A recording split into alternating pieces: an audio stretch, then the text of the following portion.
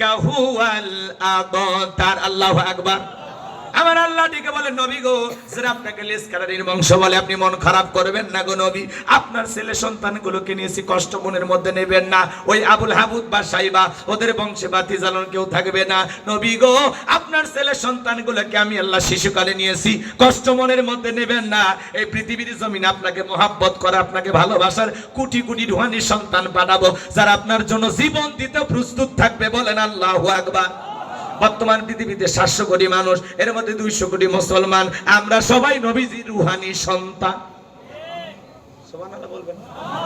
নারে তাকবীর, নারে তাকবীর। তোমার নেতা বিশ্বনবী মুস্তাফা। দেখছেন কি মানুষ কি কয়?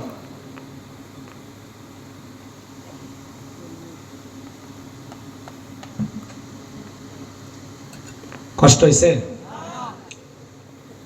আমরা নবীজির রুহানি সন্তান, 200 কোটি মুসলমান সবাই নবীজির রুহানি সন্তান। সুবহানাল্লাহ কম। ফ্রান্সের লোকেরা যখন নবীজির কার্টুন প্রদর্শন করলো, দেয়ালে দেয়ালে নাকটা বেঁকা করে মুখে কয়েকটা দাড়ি লাগায়, কয় ইনি মোহাম্মদ, জোরে কর নাউজুবিল্লাহ। তখন ফেসবুক গরম হয়ে গেল, we love Muhammad, I love you Muhammad. সুবহানাল্লাহ কর। মোহাম্মদ মানে প্রশংসিত, আগে পরে যতই গালি দেন কাজে লাগবে না। মোহাম্মদ মানে প্রশংসিত। সুবহানাল্লাহ কর। এই ফ্রান্সের লোকেরা যে নবীজির কার্টুন দেখালো, আমার নবী কি দেখতে কার্টুনের মতো? নবীর কি কোনো ছবি আছে? এই পৃথিবীর সবচাইতে সুন্দর মানুষটির নাম মুহাম্মাদুর রাসূলুল্লাহ সাল্লাল্লাহু আলাইহি ওয়াসাল্লাম।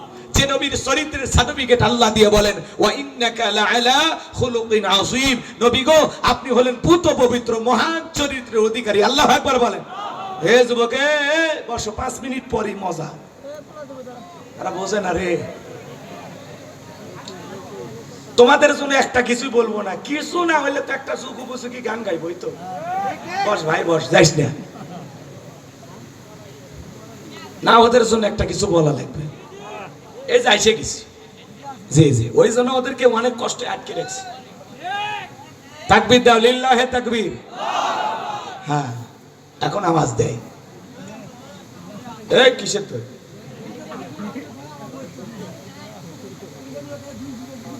উঠিস, আবার আসছে ব্যাটা আছে, ঠিক আছে, তাহলে ওদেরকে একটু শোনার লাগবে তো। রাগ করতেছেন আপনারা? আমার ভাইয়েরা গভীর মনোযোগ দিয়ে শুনবেন। নবীজির চরিত্রের সার্টিফিকেট দিয়েছেন কে? ওয়া ইন্নাকা লাআলা খুলুকিন আযীম। নবী গো, আপনি বলেন পুত পবিত্র মহান চরিত্রের অধিকারী। আযীম আরবিতে এমন একটি শব্দ যার গভীরতা মাপা যায় না। আটলান্টিক মহাসমুদ্রের কিনারায় বৈশা কেউ যদি চামচ দিয়ে পানি তুলে ছেঁচা শুরু করে, আপনারা কি বলবেন? লোকটা পাগল। লোকটা কি? চামচ দিয়ে আটলান্টিক মহাসমুদ্রের পানি কোনো না কোনো ভাবে কখনো হয়তোবা শুকানো সম্ভব হলে হতেও পারে, কিন্তু নবীজির চরিত্র নিয়ে আলোচনা করে শেষ করা সম্ভব হবে না। একটু সুবহানাল্লাহ জোরে হয় না? যে নবী 63 বছরের জিন্দেগিতে একটি মিথ্যা কথা বলেননি, এমন বিশ্ব রেকর্ড পৃথিবীর আর কোন নেতার আছে? জোরে বলেন আছে? সেই নবীকে যারা গালি দেয়, শোনেন, মক্কা নগরীতে গালি দিয়েছিল ওলীদ বিন মুগীরা, অকাট্য ভাষায় নবীকে গালি দেয়। আল্লাহ তাআলা আয়াত নাজিল করে বলেন, উতুল্লিম বাদা যালিকা জানিম। নবী গো, এই ওলীদ বিন মুগীরা হলো পিতৃ পরিচয়হীন জারর সন্তান, এর জন্মে ঠিক নাই, এ হলো একটা বাস্টার্ড। ওলীদ বিন মুগীরা আরবের মানুষ, আরবি বসে বলে, নবী এত বড় কথা, আমার জন্মের ঠিক নাই, আপনি থাকেন, আমি আমার মায়ের কাছে যাই। ছেলেটা বৈধ না অবৈধ জানে কে? ফ্যাক্টরি মালিক। কথা কয় না, কথা কয়। এইবার ওলীদ বিন মুগীরা চলে গেছে তার মায়ের কাছে। তার মায়ের নাম ছিল ঝর্ণা। বলে, মা করবি না কোনো তাল বাহানা, নবীজি আমাকে বলেছেন উতুল্লিম বাদা যালিকা জানিম, আমি নাকি পিতৃ পরিচয়হীন সন্তান, যা বলবি সত্য বলবি। ওলীদ বিন মুগীরার মা মনে মনে ভাবতেছে, এই গোপন তথ্য নবী জানলো কেমনে?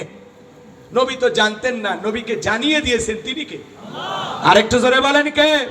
আমার ভাইয়েরা, ওলীদ বিন মুগীরার মা বলতেছে, বাবা, তোর বাবা ব্যবসা বাণিজ্যের কাজে এতটাই ব্যস্ত, তোর বাবা ব্যবসা আছে না, টাকা আছে নে, কিন্তু তোর মায়ের মন বোঝে না।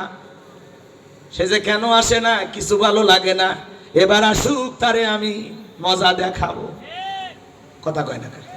ভাইরা যখন বিদেশে থাকে এলাকায় দেবর আমদানি কমে না বাড়ে, ওরা ভাবি দরজা এসে স্লোগান দেয়, ভাবি ভাইয়া তোমার বর, আমি যে দেবর, ভেবে দেখো ভাবি কার কত দাবি, ভাই গেছে মালয়েশিয়ায়, আমি তো দেশে আসি, চান্স পাইলেই ভাবির ঘরের মধ্যে ঢুকে বলে, ভাবি আপনার যে চেহারা দেখে মনেই হয় না যে আপনার বিয়ে হয়েছে, বিয়ে না হইলে ভাবি ডাকিস কারিরে বদমাইশ, কারে ভাবি ডাকিস? ভাবি তো ডিজিটাল ভাবি, মডার্ন ভাবি, রং তামাশার ভাবি, ভাবি তো অন্তরে আল্লাহর ভয় নাই। ওই যে আগে একটা গান গাইতো না, হাল জুড়েছে ছোট দেওরা, এগুলো হলে সেই ভাবি, গাছে চড়িয়া দুইটা জলপাই পারে দে সেই ভাবি, এ কথা কয় না, এলা হলো রঙ্গলীলের ভাবি। ভাবি যদি আল্লাহকে ভয় করত, ভাবি যদি পর্দা করত, নেককার হইতো, ডেকে বলতো কুল্লিল মুমিনিনা ইয়াগুদ্দুনা মিন আবসারিহিম, হে দেব আল্লাহ বলেছেন মুমিন পুরুষের দৃষ্টি থাকবে নিচের দিকে, আমাকে দেখার অধিকার তোর ভাইয়ের আছে, তোর জন্য আমাকে দেখা জায়েজ নাই, ঘর থেকে বের হয়ে যা, এ কথা কর। কিন্তু ভাবি যে ডিজিটাল, শোনেন, হ্যাঁ কার ভাবি রে, এদিকে আয় তো, ডাকে নিয়ে যা সাকিলে, এ ওই ভাবির নাম্বারটা দেশ তো, কি দুষ্ট বলাবান, কয় ভাবি ডাকে সাকিলে। শোনেন মা বোনেরা যারা অশুনতেছেন, মা দুইটা পুরুষ হইতে সাবধান, একটা দেবর আর একটা দুলে ভাই, এরা হলো মৃত্যু তুল্য বিষাক্ত সাপের চাইতে ভয়ঙ্কর। জীবনে কোনোদিন দেবর আর দুলে ভাইয়ের মোটর সাইকেলে উঠবেন না। এই কম কম কম আমারে বলতে দাও, তোমরা আবার বেশি বললে বেখাপ্পা হয়ে যাবে, কষ্ট হয় নাকি? যুবকেরা কিন্তু কম খারাপ না, এরা কি করে সারা রাত ইউটিউব ইন্টারনেট ঘাটাঘাটি করে, ইমো মেসেঞ্জারে সেটিং করে, বান্ধবীর সাথে কথা বলে, হ্যালো জান খাইছো ঘুমাইছো, মেয়ে রাগ করে বলে আজকে ভাত খাবো না, তুমি না খাইলে আমিও খাবো না, নিজের মা খাইছে কিনা খবর নাই না, নিজের বাবা খাইছে কিনা খবর নাই না, বান্ধবী না খাইলে ওই দুষ্ট যুবকের মুখে খাবার ওঠে না, এরকম হাইব্রিড যুবক আছে না? এ যুবক, এই মোবাইলের ওজন কম, কিন্তু এই মোবাইলের মাধ্যমে পাপের ওজন অনেক বেশি। কথা বলেন, কথা বলেন। আজকে যুব সমাজকে নষ্ট করছে এই মোবাইল। কথা কন, কথা কন। আমি কি বলবো? বলবো। দেশে মোবাইল আইছে, চিঠি বন্ধ হইয়াছে, দিওয়ানা বানাইছে, পোলা মাইয়ার মনের কথা ভাসে বাতাসে। বলবো যুবকে চলবে, এ আওয়াজ চলবে। দেশে মোবাইল আইছে, চিঠি বন্ধ হইয়াছে, দিওয়ানা বানাইছে, পোলা মাইয়ার মনের কথা ভাসে বাতাসে। ও দেখো পোলা পানের মন বাদা ফেসবুকে এখন, ও দেখো পোলা পানের মন বাদা ফেসবুকে এখন, মোবাইলে চ্যাটিং কইরা কাটায় সারাক্ষণ। এই মোবাইল পাইয়া দেখো মদনের মাইয়া, এই মোবাইল পাইয়া দেখো মদনের মাইয়া কি কাণ্ড ঘটাইছে, স্বামী সংসার রাইখা নাকি পালাইয়া গেছে। দুই বাচ্চার মা, চার বাচ্চার মা পরকীয়া প্রেম করে পালিয়ে যায়। এ নারী তো লজ্জা নাই? কেমনে পারলি দুইটা বাচ্চার এতিম করতে? কেমনে পারলি চারটা সন্তানকে ভাসায় দিতে? আজকে বিবাহের দাবিতে ছেলের বাড়িতে এসে মেয়ে অনশন ধর্মঘাত করে। কি হয়েছে মা, তোমার বাড়ি কই? আমার বাড়ি রাজবাড়ি। তো তুমি কাহালু বগুড়ায়? বলে আপনাদের এলাকার ছেলে বল্টু আমাকে মোবাইলে প্রেমের সম্পর্ক, আমরা স্বামী স্ত্রীর মতো হোটেলে ছিলাম, ও এখন আমাকে পাত্তা দেয় না, বিবাহ করতে চাইছিল, এজন্য আমি আগের স্বামীকে ডিভোর্স দিয়েছি, আমি এখন যাবো কথা, আমাকে বিয়ে করলে করুক, না হলে আমি আত্মহত্যা করব। তোর মতো মহিলার আত্মহত্যা করাই উচিত। তুই এও জাহান্নামে যাবি, ও জাহান্নামে যাবি, 14 গোষ্ঠীর নিয়ে মরবি। এই নারী, তুই কেমনে পারলি তোর স্বামীরে ধোঁকা দিতে? কেমনে পারলি? দুনিয়াটা 2 দিনের মা। হুজুর আমার স্বামী খুব খারাপ। তোমার স্বামী কি ফেরাউনের চাইতে খারাপ? এ কথা কয় না কে? ফিরাউনের সংসার করে আসিয়া যদি আল্লাহর এত প্রিয় হতে পারে, জান্নাত দেখতে দেখতে মৃত্যুবরণ করতে পারে, হে নারী, তোমার স্বামী কি ফিরাউনের চাইতেও খারাপ?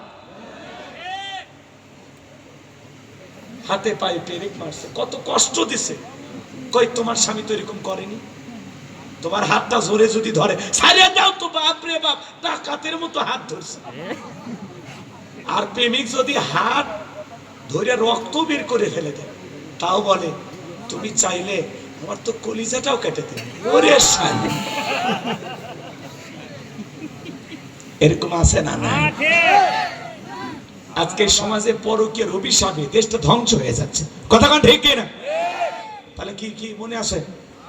স্বামী সংসার রাইখা নাকি পালাইয়া গেছে, ও দেশে মোবাইল আইছে, চিঠি বন্ধ হইয়াছে, দিওয়ানা বানাইছে, পোলা মাইয়ার মনের কথা ভাসে বাতাসে, ও দেশে টিকটক আসিয়া সব গেল ভাসিয়া। টিকটক চেনেন না? টিকটক ভিডিও করে মহিলা, নুডলস রান্না করে, বলে হ্যালো বন্ধুরা দেখেন কিভাবে নুডলস রান্না করতে হয়। প্রথমে সয়াবিনের তেল দেবেন, এরপরে তেজপাতা দেবেন, এরপরে আমাকে একটা থাপ্পড় দিয়ে যাবেন। যার বউ টিকটক করে, যুবক, যার বউয়ের ছবি ফেসবুকে ছাড়ছো, তোমার রুচিতে সমস্যা। তোর মগজে কুত্তে পেশাব করছে, আমার বউয়ের ছবি ফেসবুকে দেব? বউ হলো পার্সোনাল জিনিস, পাবলিসিটি করার জিনিস না। বউ ঢাকে রাখার জিনিস, মানুষকে দেখানোর জিনিস নয়। কথা বলে যারা বেপরদায় বউকে নিয়ে ঘোরাফেরা করে, সাবধান হয়ে যান, ভালো হয়ে যান, খবরদার। বউকে ভাবে আলগা করে মানুষকে দেখায় না। আল্লাহ হেদায়েত দান করুন। আমিন। শেষ করব না না না না না না, আরে দিদিয়া কেবল ভালো লাগিছে, কেবল ঝাঁকি উঠছে, অবতি কথা কবে না, ঝাঁকিতেই নেই। আচ্ছা বসেন বসেন, পয়সা যান, বসেন। ওই যে আমাদের এক ভাই আসছে, উনি একটু কথা বলবেন, সভাপতি আসছেন, উনি কথা বলবেন। শোনে শোনে এই যুবক, তাহলে টিকটক ভিডিও দেখা যাবে, করা যাবে? স্বামী ঘুমাইছে, মহিলা টিকটক করে আর স্বামীর চুল নাড়ে আর বলে স্বামীর খেদমতেই শান্তি, স্বামীর খেদমতেই মুক্তি। টিকটক ভিডিও করার সময় কি সুন্দর স্বামীর খেদমত করে, টিকটক ভিডিও করা শেষ স্বামী লাত্তি মেরে ফেলে দেয়। কথা কোন ঠিক? ওদের সেই টিকটক আসিয়া সব গেল ভাসিয়া, সিদ্দিক সোরা নায়ক হইছে আইডি খুলিয়া, এই মোবাইলে হাই কি জাদু আছে ভাই, পোলা পান বুঝাছে, পড়ালেখা তুইলা রাখছে সব তোমাকে আসে। কথা কন, কথা কন। এখন আর মন বসে না পড়ার টেবিলে, মন চলে যায় কই? পার্কে, পার্কে। কথা কন ঠিক কিনা? যুবক, মনে করে না জঙ্গল প্রেম করার জন্য, জঙ্গলে কেউ না দেখলে একজন দেখেন, তিনি কে? আল্লাহকে ভয় করো, গুনাহ করার আগে চিন্তা করো, আমি যে আকাশে দাঁড়িয়ে গুনাহ করতেছি, কেউ না দেখলে একজন দেখেন, তিনি কে? আল্লাহর ভয়ে যুব সমাজকে আল্লাহ হেদায়েত দান করুক। জোরে বলেন আমিন। আমিন। আমার ভাইয়েরা, আমি লম্বা করব না, শেষ কথাটা বলে দিয়ে যায়। এইবার ঝর্ণা ডেকে বলতেছে, বাবা রে, বাড়ির আশেপাশে তোর চাচা ঘুরঘুর করতেছিল, তারা দিয়ে ভালোবাসা বিনিময় করেছিলাম, তার ফলে তোর জন্ম হয়েছে। নবী যে তথ্য দিয়েছে 100% সত্য। এজন্য ভাইয়েরা আমার, এই পৃথিবীর জমিনে নবীকে গালি দেবে যারা, অবৈধ যারা সন্তান তারা। ফ্রান্সের মানুষেরা কেন গালি দেয়? পৃথিবীর 228টা রাষ্ট্র নিয়ে গবেষণা করা হলো, ফ্রান্সের মানুষেরা কেন গালি দেয়। এইবার গবেষণায় বের হয়ে আসছে, ফ্রান্সের মহিলারা বিয়ের আগেই বাচ্চা জন্ম দেয়। বিয়ের আগে যদি কারো বাচ্চা হয়, ওটা বৈধ না অবৈধ? ওটা হালাল জাদা না কি জাদা? এজন্য মনে রাখবেন, যারা আমার নবীকে গালি দিবে তার জন্মের ঠিক নাই, ওটা অবৈধ সন্তান, অবৈধ মায়ের অবৈধ সন্তান। ভারতের যেই কুলাঙ্গার নবীকে গালি দিয়েছে, ওটাও জারোর সন্তান। এই দেশেও যদি কেউ গালি দেয়, ওইটাও জারোর সন্তান। তুমি আমার বাপকে গালি দাও মাইনে নেব, মারে গালি দাও মাইনে নেব, আমার দলকে গালি দাও মাইনে নেব, আমারে গালি দাও মাইনে নেব, কিন্তু নবীজি হলেন আমাদের কলিজার টুকরা। নবীকে নিয়ে যদি কেউ কুরুচিপূর্ণ মন্তব্য করে, বাজে ভাষায় গালি দেয়, ওই নাস্তিক বেঈমানকে ধইরা ওর বুকের উপরে চইরা সিপ্পা টান দিয়ে ছিঁড়ে কুকুরকে খাওয়াই দেব। নবীজির অপমান মেনে নেওয়া হবে না, হবে না। নবীজির জন্য কারা কারা জীবন দিতে প্রস্তুত, হাত তুলে দেখা। লিল্লাহে তাকবীর, লিল্লাহে তাকবীর। বিশ্ব নবীর অপমান সইবে না রে। এই 4 তারিখে আবার 5 গ্রাম আসবে, ছিলেন নাকি? আবার দেখা হবে ওই জায়গায়, নতুন বিষয়, এই ওয়াজ না এগুলো বাদ, আবার নতুন চ্যাপ্টার শুরু হবে। 4 জানুয়ারি নতুন বছর, নতুন কি ঘটে আসেন, আপডেট কিছু পাবেন ইনশাআল্লাহ। কষ্ট হয়, কষ্ট হয়। আমার ভাইরা আমার জন্য দোয়া করবেন, আমি আপনাদের জন্য দোয়া করি। নবীজির অপমানে যদি না কাঁদে তোমার মন, মুসলিম নয়, তুমি মুনাফিক, নবীজির দুশমন।